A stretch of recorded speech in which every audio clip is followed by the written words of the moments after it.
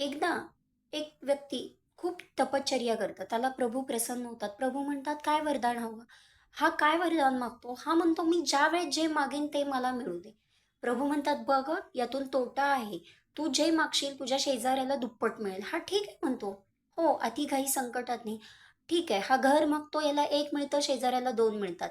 हा परत गाडी मागतो, याला 1 गाडी मिळते, शेजाऱ्याला 2 गाड्या. परत ईर्ष्या निर्माण होते. मग हा कळत नाही याला आपण काय करतोय. हा म्हणतो माझा एक डोळा जाऊ दे, शेजाऱ्याचे 2 डोळे जातात.